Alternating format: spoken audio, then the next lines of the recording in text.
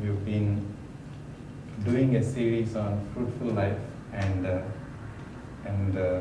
I'm glad to say today will be the conclusion of it. And మరి సాయంకాల సమయం ఫలించే జీవితం గురించిన భాగం గత 3 వారాలుగా మనం ధ్యానిస్తూ వస్తున్నాం. అయితే నేటి దినాన రిఫ్లెక్షన్స్ టు ఆర్ లైఫ్స్ అని చెప్పి కన్క్లూజన్ భాగాన్ని కూడా మీ ముందుంచాలని చెప్పి ఆశపడుతున్నాను. ఒకవేళ గతించిన 3 వారాలు మనము ధ్యానించిన భాగంతో మనం వదిలేస్తే it will be like a botany class without any practicals to it. మరి మన జీవితాలకి what is it that truly is having a fruitful life, మరి నిజమైన ఫలభరితమైన జీవితం అనే దేవుడు నీ నా జీవితంలో తొంగి చూస్తూ ఉన్నప్పుడు ఆయన ఆశపడేది, ఆయన నీ నాలో కనుగొనాలని చెప్పి ఆశతో చూస్తూ ఉన్నది ఏంటిది అని చెప్పి will go in to the depth. And I want you all to follow with me as we reflect this series of fruitful life. మరి మన జీవితాలు ఈ యొక్క ఫలించే జీవితం అనే దాని గురించి సరిపోల్చుకుంటూ ఉన్నప్పుడు try to keep yourself and myself in the shoe of the person that we are trying to compare. And as we are looking into the reflections part, I think it is an introspection. మరి వ్యక్తిగతంగా నీవు నేను మన జీవితాలు దేవుని యొక్క వాక్యపు వెలుగులో చూసుకోవాల్సిన ఒక భాగంగా నేటి ధ్యాన భాగం ఉంటుంది అని చెప్పి నేను చెప్తున్నాను. మరి నేటి యొక్క భాగం reflections to our lives for the fruits that God is seeking in our lives. దేవుడు నీ నా జీవితంలో ఆశపడుతున్న ఫలాలు. We looked into Isaiah chapter 5 and we'll come back to this portion after we see what are all the fruits that God is expecting in our lives.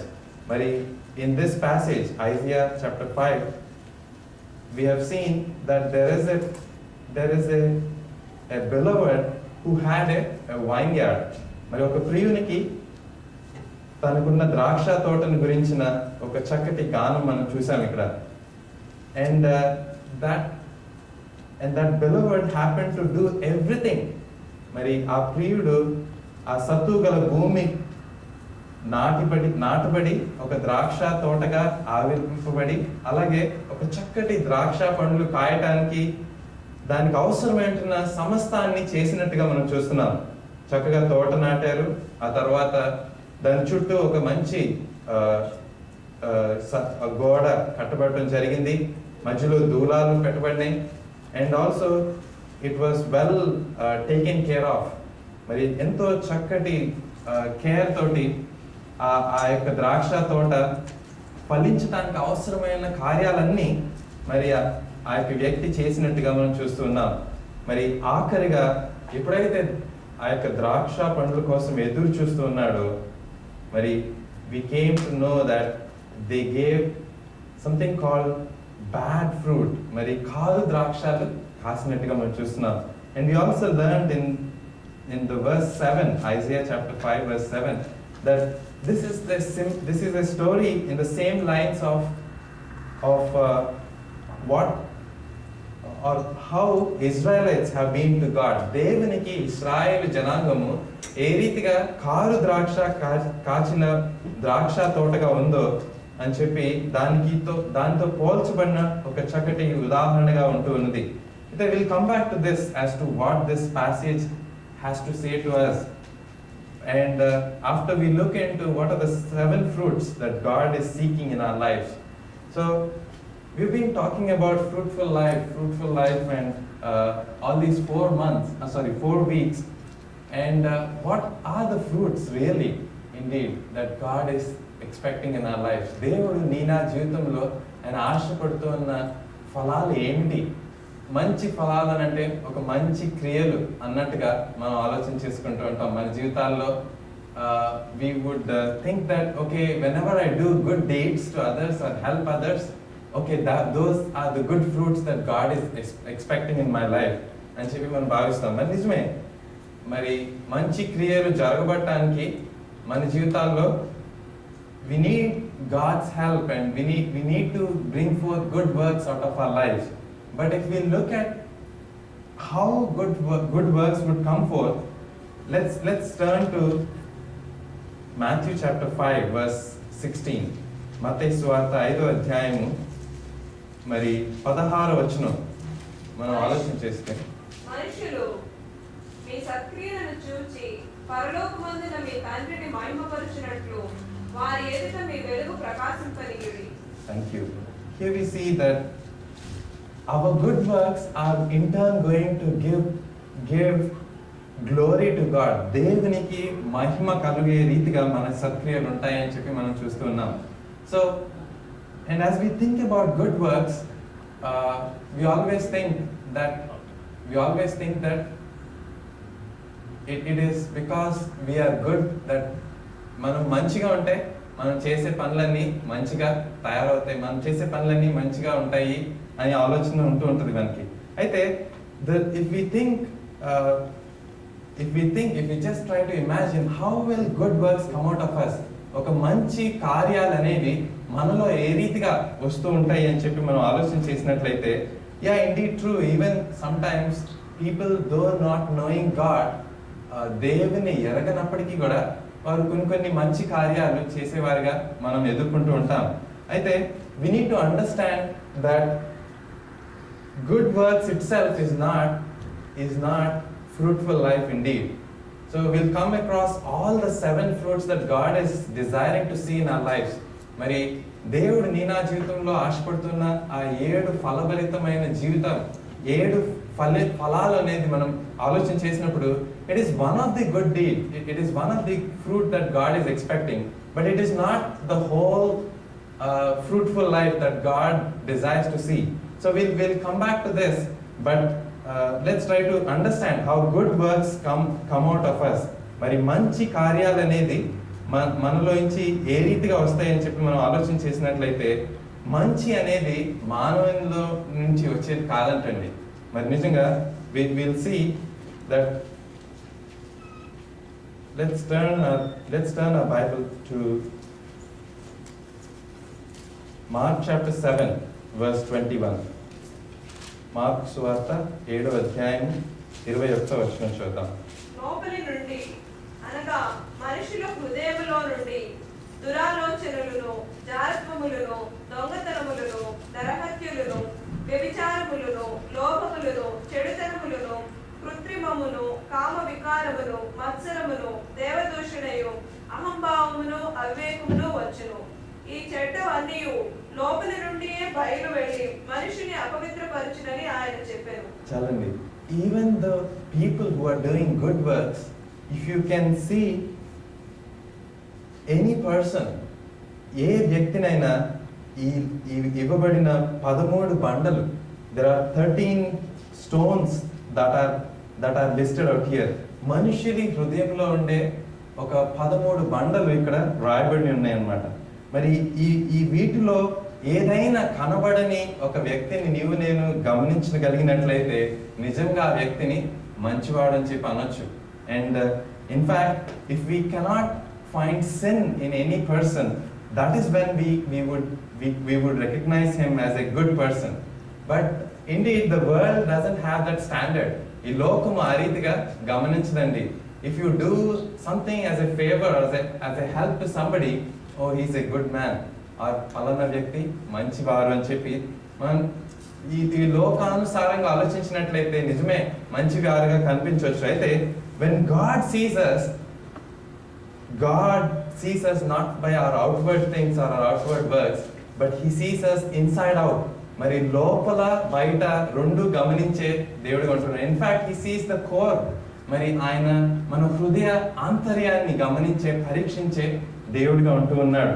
అందునిమిత్తమై when we look at this big list of the rocks that can exist, మరి హృదయంలో ఉండగలిగే ఈ 13 బండలను ఆలోచన చేసినప్పుడు ఏ మానవుడును మరి దేవుని దృష్టికి మంచివాడుగా స్వతహాగా కనిపించడం అన్నట్టుగా మనకి మనం అర్థం చేసుకోవచ్చు. అందుకనే మరి సామెతల గ్రంథంలో కూడా when we see even ఒక చిన్న బాలుని కూడా మనం తీసుకున్నట్లయితే బాలుని హృదయంలో మూఢత్వము స్వాభావికంగా పుట్టును అని చెప్పి మనం దేవుని యొక్క వాక్యంలో గమనిస్తూ ఉంటాం.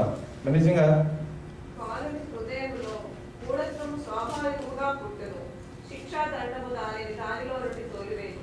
చాలండి. మరి so there is a nature of sin in man which though you can cover it up with good works. మంచి కార్యములతో మన యొక్క లోపల దాగి ఉన్న చెడుగును మనం కప్పి ఉంచొచ్చు, కానీ దేవుని దృష్టికి అవి మరుగై ఉండలేదని చెప్పి మనం గమనించవలసిన వారు ఉంటున్నాం. అందునిమిత్తమై రోమీయులకు రాసిన పత్రిక 3వ అధ్యాయం 23వ వచనంలో మనం చదివే ఈ వచనం మనం అందరం ఎరుగుదుము. ఏ భేదమును లేదు, అందరూ పాపము చేసి దేవుడు అనుగ్రహించు మహిమను పొందలేకపోతున్నారు. దేవుని దృష్టికి మరి పాపమును బట్టి మనము ఏ విధంగానూ we cannot be completely good in the sight of God. There could be some good works in our lives, but it is the heart that God sees. దేవుడు మన హృదయాలను పరిశీలించినప్పుడు నా హృదయం ఏ రీతిగా ఉంది అని చెప్పి మనం పరీక్షించుకున్నప్పుడు దేవుని దృష్టికి మన హృదయాలు సరిచేయబడే ఒక కార్యం జరుగుతుంది. And that is by entering into a relationship with God. మరి ఏ హృదయంలో అయితే పాపము దాగి ఉన్నదో ఆ హృదయాన్ని ప్రభువునికి ఇచ్చినప్పుడు, మరి ఎహెజ్కేలు గ్రంథం 36వ అధ్యాయంలో మనం ఈ భాగం ఎరుగుదుము. దేవుడు మనకి నూతన హృదయాన్ని, నూతన మనస్సును మనకి ఇచ్చే దేవుడుగా ఉంటున్నాడు. 26 in ఎహెజ్కేలు. నూతన హృదయము మీకు ఇచ్చేదను, నూతన స్వభావము మీకు కలుగజేసేదను, రాతి గుండె మీలో నుండి తీసివేసి మాంసపు గుండెను మీకు ఇచ్చేదను. చాలండి. So whatever we have thought about the 13 stones that could be in our heart, and our heart is transplanted. మరి ఒక నూతన హృదయంతో మన హృదయాలు నింపబడటం, మరి మన పాత హృదయం దేవుడు తొలగించి ఆ రాతి హృదయాన్ని తొలగించే ఒక కార్యం ఆరంభమైనప్పుడు, then our lives begin to start off from the core to turn to good works. మరి నూతన స్వభావంలోనికి మనం నడిపింపబడి నూతనమైన కార్యాలు మనం చేసే ఒక అనుభవంలోనికి నడిపింపబడతాం. And this is the beginning where our lives are blessed with a new heart and a new nature comes to us. And so with that, as we read in James chapter 2, మరి విశ్వాసంతో మన క్రియలు మిళితమై మన క్రియలు దాల్చే విశ్వాసంలోనికి నడిపింపబడి మంచి క్రియలు మనం చేసే వారిగా మనం మార్చబడతామని చెప్పి ఈ యొక్క వాక్యం ద్వారా మనం ఆలోచన చేసుకోవచ్చు. యాకోబు పత్రిక 1వ అధ్యాయము 25వ వచనం. అయితే స్వాతంత్రమునిచ్చు సంపూర్ణమైనది 27వ వచనం క్షమించండి. తండ్రి అయిన దేవుని ఎదుట పవిత్రమును నిష్కళంకమునైన భక్తి ఏదనగా దిక్కులేని పిల్లలను విధవరాండ్రను వారి ఇబ్బందిలో పరామర్శించుటయు ఇహలోక మాలిన్యము తన కంటకుండా తను తాను కాపాడుకొనుటయునే. చాలండి. Now let's summarize what we are trying to understand out of good works. Good works is not just trying to be caring or helpful to others, but also it involves that we might not let any of the filth of this world touch our lives. మరి మంచి కార్యాలు అనే మాటలో దేవుని దృష్టికి మంచి కార్యాలు అనే మాటలో it involves doing good works, but it also involves withholding ourselves from any filth touching our lives. మరి అందుకనే ఇక్కడ దేవుని దృష్టికి a Christian has to be that he or she should be caring to the needful persons or needful people, but even it involves withholding ourselves from the filth of the world touching our lives. మరి మంచి కార్యాలనే మాట దేవుని దృష్టికి మనం అర్థం చేసుకుంటానికి ఈ మాటను మనం ఆలోచన చేసుకుని జ్ఞాపకంలో ఉంచుకోవాలని చెప్పి మనం చేస్తున్నాను. Let's move to the second fruit that God is seeking in our lives, and it is the good attitude and the good nature, and the nature comes forth by the newness in Christ. క్రీస్తునందు నూతన పరచబడటం బట్టి ఈ నూతన స్వభావం మనకు వస్తుంది. అందుకని 2వ కొరింథీయులకు రాసిన పత్రిక 5వ అధ్యాయము 13-14 వచనాల్లో మనం ఈ భాగం చదువుతాం కదా. చదవండి 17వ వచనం. సార్ కాగా ఎవడైనా క్రీస్తునందున్న ఎడల వాడు నూతన సృష్టి, పాతవి గతించెను, ఇదిగో క్రొత్తవాయెను. And we are blessed with this new nature. అందుకనే ఎఫెసీయులకు రాసిన పత్రిక 4వ అధ్యాయంలో కూడా ఈ మాట మనం చదువుతాం. దేవుని పోలికగా సృష్టింపబడిన నవీన స్వభావమును ధరించుకున్నాము అని చెప్పి మనం ధ్యానం చేసుకోవచ్చు. 4:24లో ఈ మాట మనం చదువుతాం. So there is a good attitude and a good nature that a Christian has to bring forth. And this is the primary quality that a Christian or a good or a child of God should have. And this is indeed the second fruit that we can think of. And it is also a fruit in the sense that and in this we can also summarize the fruits of the Spirit of God. మరి ఆత్మ ఫలాలుగా మనం ధ్యానించిన భాగం కూడా ఇందులో మనం ఆలోచన చేసుకోవచ్చు.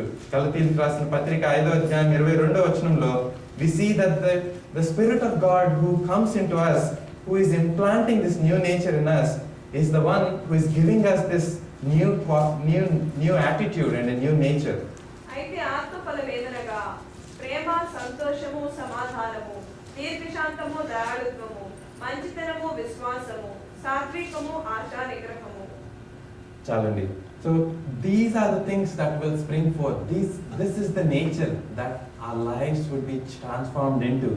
And if we ought to bring forth this nature, the nature of love, the nature to love, and the nature to మరి ప్రేమతో కూడిన జీవితాలు, సంతోషంతో కూడిన జీవితాలు, సమాధానంతో కూడిన జీవితాలు.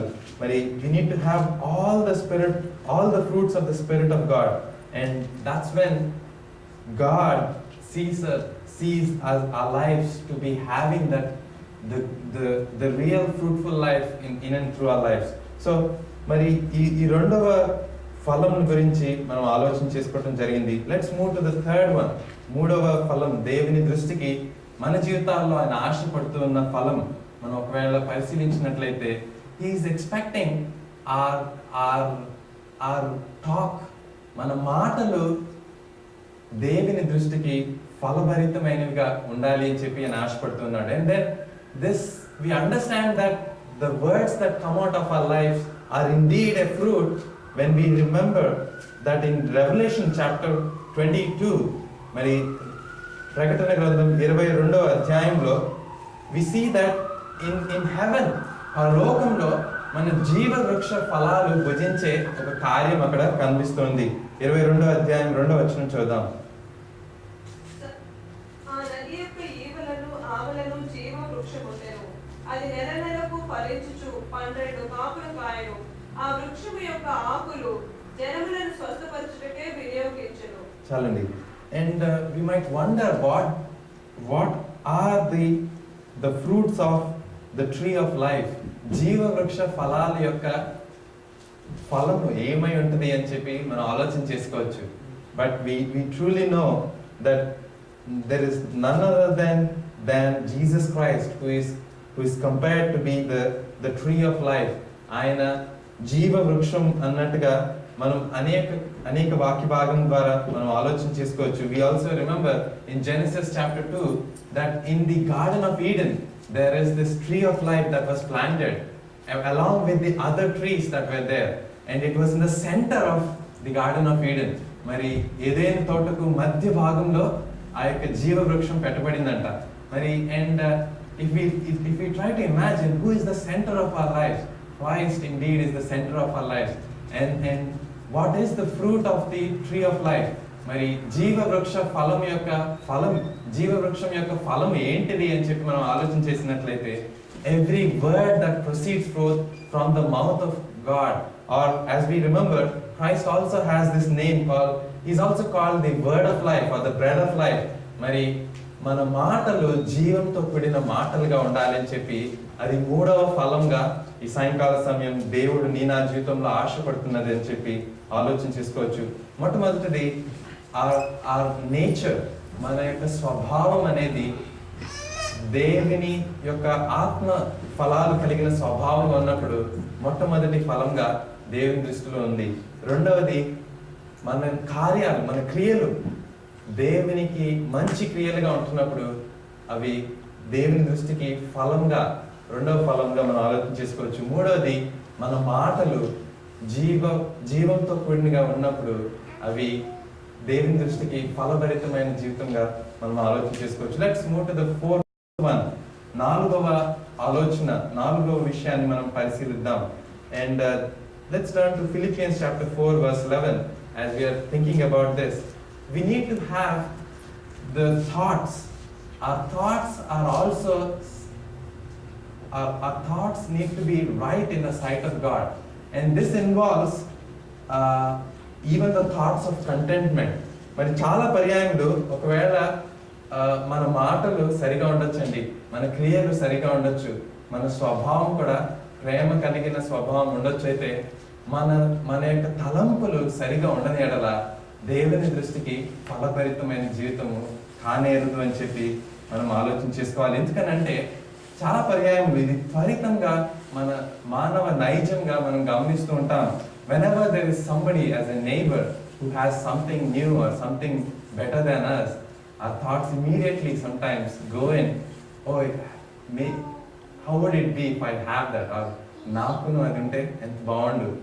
And we are remembering this even in our Friday small groups as we are doing this stress busters.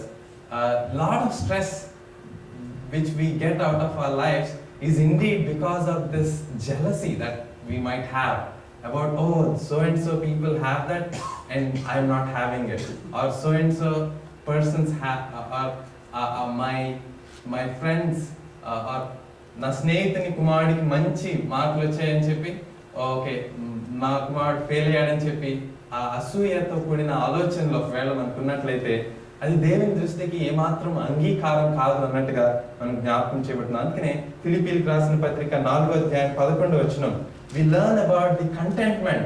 The thoughts of contentment are important in our lives, that we don't allow ourselves to have any wrong thoughts in our life, but let God have our thoughts be controlled in Him. మన తలంపులు సైతము ఆయన స్వాధీనంలో ఉంచబడినట్లయితే అది ఎంతో ఫలభరితమైన జీవితం. మరి దేవునికి ఇంపైన సువాసనిచ్చే తలంపులు మన జీవితాలకు అవసరం అని చెప్పి మనం ఆలోచన చేసుకోవచ్చు. లెట్స్ రిమెంబర్, నాకు కొదువు కలిగినందున నేను ఇలాగ చెప్పుటలేదు, నేనే స్థితిలో ఉన్నను ఆ స్థితిలో సంతృప్తి కలిగి నేర్చుకొని ఉన్నాను. చాలండి. and we also remember in 16 and 17 ఏలయనగా తెస్సలోనికలో కూడా మీరు మాటిమాటికి నా అవసరము తీర్చుటకు సహాయం చేసిరి. నేను ఈవిని అపేక్షించి ఇలాగ చెప్పుటలేదు, కానీ మీ లెక్కకు విస్తార ఫలము రావాలనని అపేక్షించి చెప్పుచున్నాను. చాలండి. Here we remember that Paul is actually thanking the church of Thessalonica for helping him in his ministry, and we see that he's not thanking for the thought that he'll get more. మరి ఇంకా ఎక్కువ పొందుకుంటాను అనే ఉద్దేశంతో ఆ తలంపుతో ఆయన వారికి కృతజ్ఞత చెప్పట్లేదు, కానీ he has a wonderful thought. మరి ఆయనకున్న తలంపు చూడండి, నేను ఈవిని అపేక్షించి ఇలాగ చెప్పుటలేదు, కానీ మీ లెక్కకు విస్తార ఫలము రావాలని అపేక్షించి చెప్పుచున్నాను. Can we actually bless somebody in our thoughts? If somebody has got a good house, will we be able to think that may he has a mansion or even a better, more ఇంకా మంచి గృహము లేకపోతే ఇంకా మంచి జీవితము వారికి రావాలి అనే ఆ మంచి తలంపులు కలిగిన ఆ స్వభావంలోనికి మనం నడిపింపబడాలి. So we need to keep our thoughts to be fruitful one, and it's only in the grace of God that we can have these thoughts in a rightful way. As if we leave the thoughts to our own old nature, we would definitely fall into this thoughtful life of jealousy and this thoughtful life of just trying to be selfish to ourselves. మరి నిజంగా దేవుడు మన తలంపుల్లో సైతము ఫలభరితమైన జీవితం కలిగి ఉండాలని చెప్పి ఆశపడుతున్నారని ఈ భాగం ద్వారా మనం నేర్చుకోవచ్చు. Let's move quickly to the next one, the fifth one, ఐదవది. And as we turn to Hebrews chapter 12 verse 11, the next one is a good discipline is also a fruit that God is desiring. We might have good works, we might have good attitude or good nature, we might have words, మన మాటలు జీవంతో కూడినదిగా ఉండొచ్చు, and we might have right thoughts in blessing somebody even in our thoughts, but there is this aspect of having a good discipline that is also seen by God as a fruit.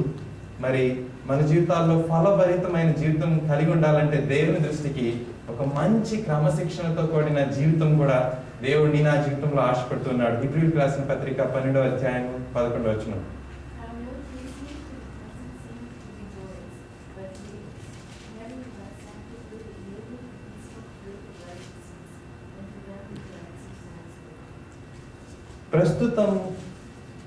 ప్రస్తుతమందు సమస్త శిక్షయు దుఃఖకరంగా కనబడనే గాని సంతోషకరంగా కనబడదు. ఆయనను దాని యందు అభ్యాసం కలిగిన వారికి అది నీతి అను సమాధానకరమైన ఫలమిచ్చును. This is an area where we need to constantly check our lifes.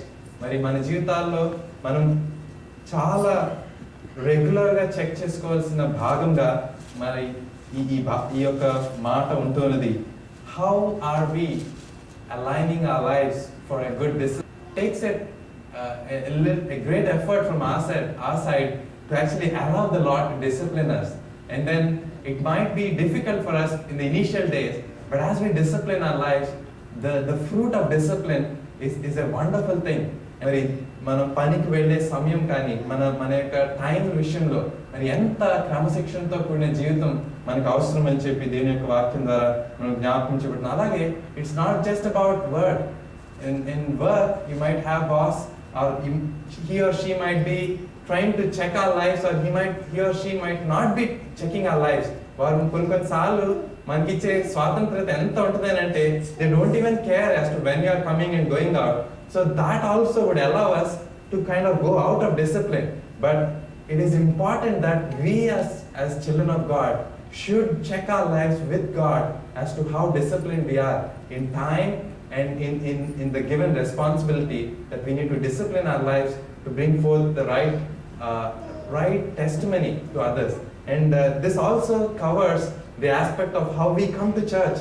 When it comes to coming on time, when it comes to being on time to the activities that are done in the church, and we might not see the fruit of it, but a day will come where we miss the wonderful things that God has in worshiping Him. We miss sometimes the aspect of worshiping the Lord in songs, and we miss sometimes the aspect of worshiping the Lord in our individual aspect of worship. So God is asking our lives to be fruitful in even the area of discipline. He is expecting our lives to be having good discipline, which is indeed an important aspect of fruit that we need to have. And we might call whatever reasons are, we always would say Indian Standard Time. Very Indian Standard Time and your ganta later, araganta later, but it cannot go on. God indeed is expecting our lives to be fruitful even in that area, and He is indeed seeing us, examining our lives as to how we are doing in this area. And so this is for us to reflect our lives before the presence of God as we check our lives in all these areas of what are the kinds of fruits that we are bringing forth for God. So let's move on. In as the sixth item, let's turn to Philippians chapter 1 verse 22. మరి ఫిలిప్పీలకు రాసిన పత్రిక 1వ అధ్యాయం 22వ వచనం మనం జ్ఞాపకం చేసుకుందాం. ఆయనను శరీరముతో నేను జీవించుటయే నాకున్న పనికి ఫలసాధనమైన ఎడల నేనేమి కోరుకొందునో నాకు తోచలేదు. చాలండి. Here we see that Paul actually is talking about a fruitful labor. మరి ఫలసాధనమైన పని చేసేవారిగా మనం ఉండాలి అని చెప్పి దేవుడు మన జీవితాల్లో ఆశపడుతున్నాడు. చాలా మంది పని చేసేవారిగా ఉంటారండి, కాకపోతే ఫల సాధనమైన పని, a fruitful labor is what God is desiring in our lives. We might be doing the work of God, or we might be doing whatever work we are doing, but is that a fruitful one? Is that a fruitful labor? Is also something that we need to reflect in our lives. And we see that Paul is having to decide between two things: whether to go, whether to complete his life upon this world and die, or whether to continue in life. So he is bringing forth this argument here. He's not able to decide between the two. మరి నిజంగా 21 నుంచి నేను చదువుతాను. నా మట్టుకైతే బ్రతుకుట క్రీస్తే, చావైతే లాభము. ఒకవేళ తాను బ్రతికి ఉంటే he will be doing the work of Christ. దేవుడు ఇచ్చిన పని చేసేవాడిగా మరి సువార్త ప్రకటించేవాడిగా ఉంటూ ఉన్నాడు. చావు అయితే లాభం అని చెప్పి అంటున్నాడు. And the good thing for his death is that he will rest in the presence of God. He will be in the presence of God. అయితే 22వ వచనం, ఆయనను శరీరంతో నేను జీవించుటే నాకున్న పనికి ఫల సాధనమైన ఎడల, if I were to live upon this world and if God is extending my life, I need to labor for his kingdom, and my labor has to be fruitful అని చెప్పి he is working on that, and he is also desiring to see that నేనేమి కోరుకుందునో తోచలేదు. And so we need to see as to how whatever ministry that God is entrusted into us, it ought to be fruitful. We need to put forth a fruitful labor, and so that comes with two important things. And let's look at 1 Corinthians chapter 3 verse 12. మరి 1 కొరింథీ 3వ అధ్యాయం 12 నుంచి 15 వచనంలో మనం ఆలోచన చేసినట్లయితే మన పని ఏ రీతిగా ఫల సాధనమైన పనిగా ఉండగలదు అని చెప్పి మనం ఆలోచన చేసుకోవచ్చు. It has to come out and stand in the test of God that God has for our lives. As we stand before God in eternity, in presence of God, మరి క్రీస్తు యొక్క న్యాయపీఠం ఎదుట నీవు నేను నిలబడినప్పుడు, would it bring forth an eternal reward or not is a test that we can apply to the labor that we are doing in this world as a ministry for God. Let's look at 1 Corinthians chapter 3 verse 12 to 15. ఎవడైనను ఈ పునాది మీద బంగారము, వెండి, వెలగల రాళ్ళు, కర్ర, గట్టి, కొయ్య, కాలు మొదలైన వాటితో కట్టిన ఎడల వారి పని కనబడును. ఆ దినము దానిని తేటపరచును. అది అగ్ని చేత బయలుపరచబడును. మరియు వారి పని ఎట్టిదో దానిని అగ్నియే పరీక్షించును. పునాది మీద ఒకడు కట్టిన పని నిలిచిన ఎడల వాడు జీతము పుచ్చుకొనును. చాలండి, నిలిచి ఉండే ఒక పని మనం చేయాలని చెప్పి దేవుడు ఆశపడుతూ ఉన్నాడు. And if we do anything without eternal rewards in focus, or eternal benefit in focus, or for the kingdom of God, they won't stand in the test of time. That మరి బంగారును, వెండి, వెలగల రాళ్ళతో చేసే పనిగా నా పని ఉండాలని చెప్పి మనం ఆలోచన చేసుకోవాలి. If it were to be మరి కర్ర, గడ్డి, కొయ్యకాలు వాటితో చేయబడినట్టయితే అవి సమయం వచ్చినప్పుడు అవి కాలిపోయేవిగా ఉంటాయి.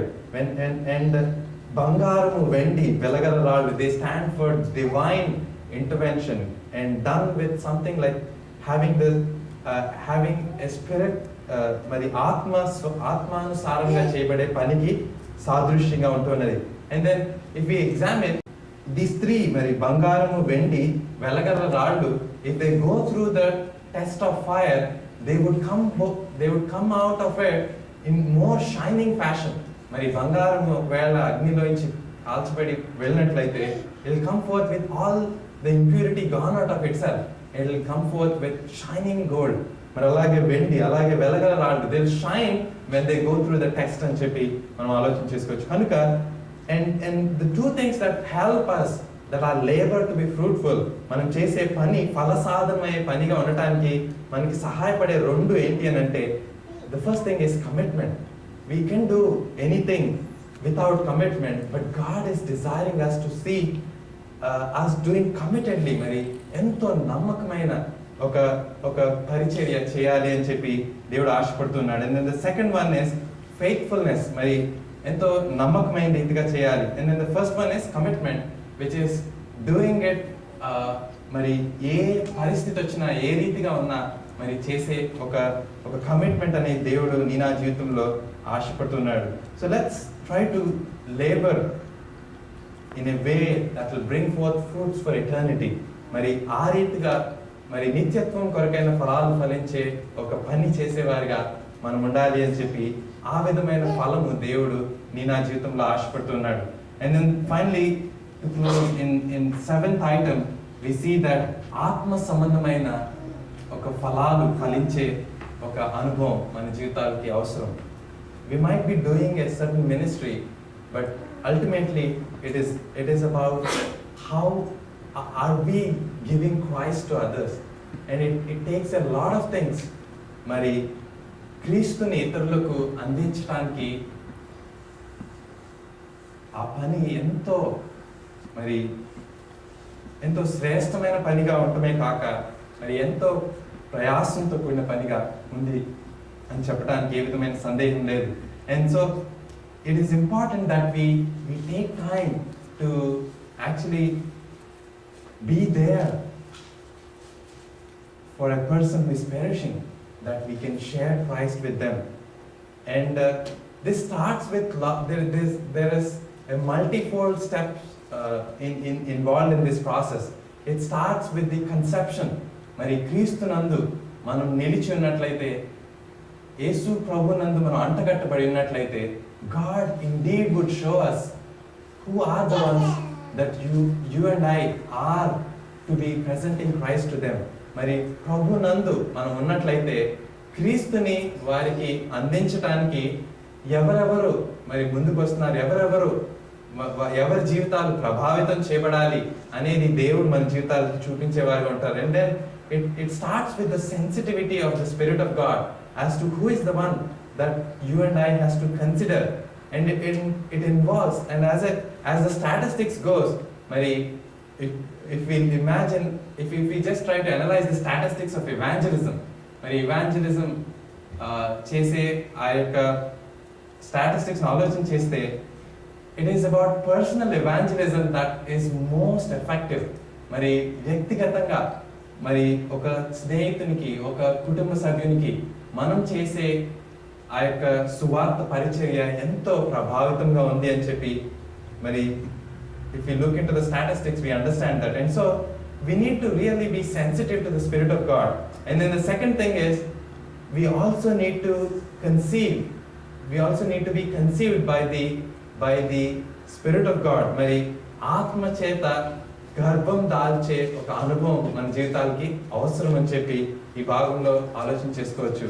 And we need to intercede మరి ప్రార్థనలో వారి యొక్క రక్షణార్థమై మరి ఎంతో భారంతో వారి నిమిత్తమై ప్రార్థించి కన్నీరు కార్చే ఒక అనుభవం అవసరం అని చెప్పి మనం ఆలోచన చేసుకోవచ్చు. మరి అలాగే ఆఖరిగా ఎప్పుడైతే వారు ప్రభువులోకి నడిపింపబడటానికి సిద్ధంగా ఉన్నారో వారిని రక్షణలోకి నడిపించగలిగే ఆ సువార్త సత్యం పరిపూర్ణంగా వారికి అందించే ఒక కార్యం కూడా, ఆ బాధ్యత కూడా మనపై ఉంటుంది. కనుక we need to give Christ to others, or this is the ultimate fruit that we can bear in this world. మరి మనం ఫలించగలిగే అనేకమైన ఈ 7 ఫలాల్లో అతీతమైన ఒక గొప్ప ఫలం దేవుడు మన జీవితంలో ఆశపడేది మరి క్రీస్తుని ఇతరులకు అందించే క్రీస్తు యొక్క రక్షణ సువార్తను మరి మన జీవితాల ద్వారా మౌన సువార్త, అలాగే నోటి సువార్త, అలాగే క్రియల సువార్త మనం ఇతరులకు అందించే వారిగా ఉండాలి అని చెప్పి దీని యొక్క వాక్యం ద్వారా మనం జ్ఞాపించబడుతున్నాం. And these are indeed the fruits that God is desiring in our lives. We might look at the life of Ruth, we might look at the life of Boaz, but if we don't see all these fruits in our lives are not complete in fruitfulness as God is desiring. There are people whom we might encounter who might have good works. మరి మంచి కార్యాలు, మంచి క్రియలు చేసేవారిని మనం ఎదుర్కొనవచ్చండి. And మంచి స్వభావం కలిగిన వారు, ప్రేమ కలిగి చూపే ఆప్యాయతలు చూసేవారు ఉండొచ్చు. అయితే మరి మంచి మాటలు చెప్పగలిగేవారు ఉండొచ్చు, మంచి తలంపులు కలిగేవారు ఉండొచ్చు, మరి చాలా క్రమశిక్షణ కలిగిన జీవితాలు కలిగిన వారిగా ఉండొచ్చు. బట్ ఇఫ్ అల్టిమేట్లీ మన ఫలభరితమైన పని చేసేవారుగా, మరి అలాగే అనేకమైన ఆత్మ సంబంధమైన పిల్లలను కనే ఒక ఫలభరితమైన విశ్వాస జీవితం మనం జీవించిన ఎడల దేవుని దృష్టికి అది సంపూర్ణమైన ఫలభరితమైన జీవితం కాదని ఈ సాయంకాల సమయం జ్ఞాపకం చేయబడుతున్నాం. And the reason is there is a great joy that we can experience when we get to this 7th stage of bearing spiritual children. మరి ఆత్మ సంబంధమైన పిల్లలను కనే ఒక అనుభవంలోనికి మనం వెళ్ళినప్పుడు మరి ఎంతో ఒక సంతోషకరమైన ఒక అనుభూతి దేవుడు మన జీవితాల కొరకు దాచి ఉంచాడని చెప్పి ఈ సాయంకాల సమయం మనం ఆలోచన చేసుకోవచ్చు. యోహాను పత్రిక 3వ పత్రిక 4వ వచనం మనం గమనించినట్లయితే, we will join with John in taking the joy that John has when John saw that the spiritual children that he bore are walking in the truth. మరి వారు సత్యమును అనుసరించి నడుచుకునే జీవితాన్ని చూసినప్పుడు ఎంతో గొప్ప సంతోషం మరి తాను అనుభవించినట్టుగా మనం చూస్తున్నాం. నా పిల్లలు సత్యమును అనుసరించి నడుచుకొనుచున్నారని వినుట కంటే నాకు ఎక్కువైన సంతోషం లేదు. చాలండి. మరి ఆ సంతోష అనుభవం it is not just about our physical kids, but we need to have spiritual kids as to being born by the conception and also by sharing of Christ from our very own lives. And ఆ అనుభవంలో మనం ఉన్నప్పుడు ఫలభరితమైన జీవితం కలిగి దేవుని దృష్టికి ఒక ఫలించే జీవితం లాగా మనం ఉండగలమని చెప్పి మనం ఆలోచన చేసుకోవచ్చు. And then finally let's close with the passage that we started off in Isaiah chapter 5. We started off with looking at a vineyard, ఒక ద్రాక్ష తోట. మరి తన యజమానుడు ఆ ద్రాక్ష తోట ఫలించడానికి గల సమస్తాన్ని చేసినట్టుగా మనం చూస్తున్నాం. He did everything needed. మరి అక్కడ బురుజులు కట్టించి ఆ పొలం అంతా చక్కగా అవి ఆ రాళ్ళన్నీ తొలగింపబడి ద్రోపబడి మరి చక్కటి నీరు ఆ ద్రాక్ష తోటకు అందింపబడి చుట్టూ ఒక గోడ కట్టబడినట్టుగా మనం చూస్తున్నాం. అయితే అయినప్పటికీ కారు ద్రాక్ష ఫలించడానికి గల కారణం ఏమి అన్నట్టుగా ఆ భాగంలో ఆ వ్యక్తి ప్రశ్నించినట్టుగా మనం చూస్తున్నాం. And this is none other than God or Jesus Christ himself who is seeking after our lives to be fruitful. And God has done everything needed in our lives that we might go through this and bring forth these 7 fruits that we talked about today. And if there is anything that God has not done, probably we could give an excuse to God. But God is asking, మరి అందుకనే ఆ కింద భాగంలో మనం చూసినట్లయితే నేను నా ద్రాక్ష తోటకు చేసిన దానికంటే 4వ వచనంలో మరేమి దానికి చేయగలను, అది ద్రాక్ష పండ్లు కాయునని నేను కనిపెట్టినప్పుడు అది కారు ద్రాక్షలు కాయుటకు కారణమేమి. This is the same question that God would ask you and I when we approach him in eternity. If our lives are not fruitful, if our lives are not going to be bringing forth the good fruit or the 7 fruits that we discussed, God is going to ask the same question to you and I. And the reason our lives for a season would not be fruitful in the beginning is that our lives have been planted with a corruptible seed. We might wonder, like, our lives have begun with the seed of man. మరి ఆదాము యొక్క విత్తనం మన జీవితంలో ఆరంభింపబడినట్టుగా మనం చూస్తాం. రోమీలకు రాసిన పత్రిక 5వ అధ్యాయంలో ఈ భాగం మనం బైబిల్ పఠనంలో కూడా మనం ఆలోచన చేసుకున్నాం. రోమీలకు రాసిన పత్రిక 5వ అధ్యాయము 12వ వచనంలో ఈ భాగం మనం ధ్యానించుకున్నాము. ఇట్లుండగా ఒక మనుషుని ద్వారా పాపమును, పాపం ద్వారా మరణమును లోకములో ఎలాగ ప్రవేశించెనో అలాగనే మనుషులందరూ పాపం చేసినందున మరణము అందరికీ సంప్రాప్తమాయెను. We cannot bring forth good fruits because we are living a life born out of a corruptible seed. మరి ఒక మనుష్యుని ద్వారా పాపము ప్రవేశించిన ఆ మానవుని యొక్క క్షయ బీజం చే విత్తబడిన విత్తనంతో మనం ఈ లోకంలో మన జీవితాలు జీవిస్తున్నామండి. We are not living our lives being born of God, but we are living our lives being born of man. అందుకనే మరి యోహాను సువార్త మొట్టమొదటి అధ్యాయంలో మరి 14వ వచనం 13వ వచనం చదువుదాం. మరి దేవుని వలన పుట్టిన ఒక అనుభవం, మరి అలాగే శరీరేచ్ఛల వల్ల లేకపోతే మానుషేచ్ఛల వల్ల మనుష్యుని యొక్క ఆ యొక్క కరప్టబుల్ సీడ్ ద్వారా మనం పుట్టిన ఒక అనుభవం ఉంటున్నది. మొదటి యోహాను సువార్త 1వ అధ్యాయం 13వ వచనం. వారు దేవుని వల్ల పుట్టిన వారే గాని రక్తము వలనైనను శరీరేచ్ఛ వలనైనను మానుషేచ్ఛ వలనైనను పుట్టిన వారు కారు. అవునండి, ఈ లోకంలో మనం జన్మించినది కేవలము మానుషేచ్ఛల వలన శరీరేచ్ఛల వలన పుట్టిన రక్తం వలన పుట్టిన వారిగా మనం ఈ లోకంలో జన్మించాం. అయితే there is a new birth experience that is the beginning of the fruitful life that God is desiring in our lives, and we can have that experience by really going through this 12th verse. మరి 12వ వచనంలో చెప్పబడిన భాగంలో మనం మొట్టమొదటిగా దేవుని వలన పుట్టింపబడే ఒక గొప్ప కార్యం ఈ 12వ వచనంలో మనం ఆలోచన చేసినట్లయితే, ఈ కార్యం తదుపరి మరి మన జీవితాలు ఫలభరితమైన అనుభవంలోనికి రాబట్టబడటానికి ఒక ఆరంభంగా మరి మొదలుగా ఉంటున్నదని ఆలోచన చేసుకోవచ్చు. మొదటి యోహాను సువార్త 1వ అధ్యాయం 12వ వచనం, తను ఎందరు అంగీకరించిరో వారందరికీ అనగా తన నామమందు విశ్వాసం ఉంచు వారికి దేవుని పిల్లలగుటకు ఆయన అధికారము అనుగ్రహించెను. He has given us the privilege of being called as the children of God, and this happens only when we are born again. మరి దేవునిలో నూతనమైన జన్మ అనుభవం పొందినప్పుడే మరి we begin our lives to start a fruitful life, and till then we might have good words and good deeds or good thoughts in this world, but our lives won't be in the direction of the fruitful life that God is desiring till we are born again.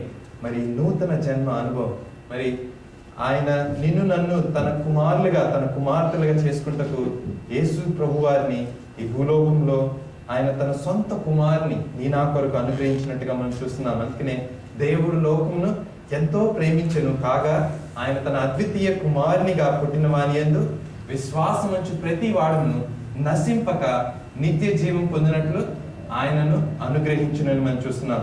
మరి నిజంగా ఒకవేళ ఆయన ఇస్తూ ఉన్న నిత్య జీవం, ఆయన ఇస్తూ ఉన్న నూతన జన్మ అనుభవం మనం పొందినట్లయితే, ఈ లోకంలో పొందకుండా మన జీవిత యాత్ర ముగించినట్లయితే మనకి మిగిలి ఉండేది నాశనం అని చెప్పి దేవుని యొక్క వాక్యం స్పష్టంగా మనకి బయలుపరుస్తుంది. అందుకనే అపోస్తల కార్యం 4వ అధ్యాయం 12వ వచనం, మరి ఏ నామమునను రక్షణ కలుగదు కానీ ఈ నామముననే మనము రక్షణ పొందవలనని ఆకాశం క్రింద మనుషుల్లో ఇవ్వబడిన మరి ఏ నామమున రక్షణ పొందలేమని చెప్పి దేవుని యొక్క వాక్యం ద్వారా, ఒకవేళ నేను రక్షింపబడిన అనుభవం లేనట్లయితే మరి నాశనం మాత్రమే మన కొరకు ఎదురు చూస్తుంది అని చెప్పి దేవుని యొక్క వాక్యం ద్వారా స్పష్టంగా జ్ఞాపకం చేయబడుతుంది. అందుకనే యోహాను సువార్త 15వ అధ్యాయంలో మనం గతించిన వారం ఆలోచించిన భాగం మనం పరిశీలించినట్లయితే, ఫలింపని ప్రతి తీగ నాలో నుండి తీసివేయబడి అది పారవేయబడినట్టుగా మనం చూస్తున్నాం. యోహాను సువార్త 15వ అధ్యాయము 2వ వచనం, నాలో ఫలింపని ప్రతి తీగను ఆయన తీసి పారవేయబడు. మరి ఆ తీగలకు చేయబడుచున్న కార్యం మనం పరిశీలించినట్లయితే 6వ అధ్యాయం 6వ వచనం చూద్దాం. 15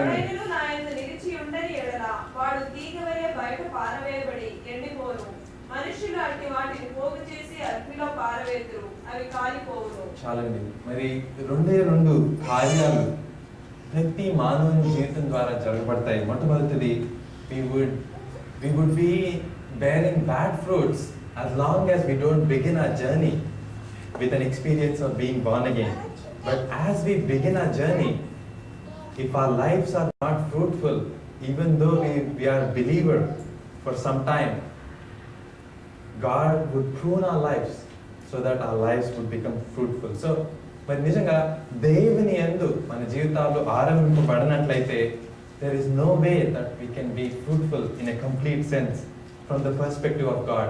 దేవుని దృష్టికి నీ నా జీవితాలు ఫలింపవలసినచో ఆయన యందు మరి ప్రభు నందు ఉన్నప్పుడు మాత్రమే నీవు నేను ఫలించగలం. అందుకనే ఎవడైనను నా యందు నిలిచి ఉండని ఎడల వాడు తీగవలే బయట పారవేయబడి ఎండిపోవును, మనుషులు అటు వాటిని పోగు చేసి అగ్నిలో పారవేతురు, అవి కాలిపోవును. So may our lives be having an experience of that fruitfulness that God is desiring. Our lives are not to be fruitless. If we are a child of God and if we are just like a believer living upon this world, we need to know that we cannot continue a fruitless life, because God is going to prune our lives in bringing forth the discipline to make our lives fruitful. But if our lives are bearing bad fruit, we might be thinking, okay, I'm not bearing really bad fruit. మంచి కార్యాలు చేస్తున్నాను, మంచి మాటలు చెప్పగలను అని ఆలోచన చేసుకోవచ్చు. కానీ from the core of our heart, దేవుడు మన హృదయాన్ని పరిశీలించినప్పుడు we cannot be fruitful if we don't have all the 7 fruits that we discussed today. అందుకనే మరి నూతనమైన జన్మ అనుభవం ద్వారా మరి దేవుని యందు అంతకట్టబడే అనుభవంలో వచ్చి తద్వారా ఆయన యందు మనం అంతకట్టబడిన వారమై ఫలించే జీవితంలోనికి నడిపించబట్టుకు పరిశుద్ధాత్మ దేవుడు మనకందరికీ సహాయం చేయనుగా. ఆమేన్.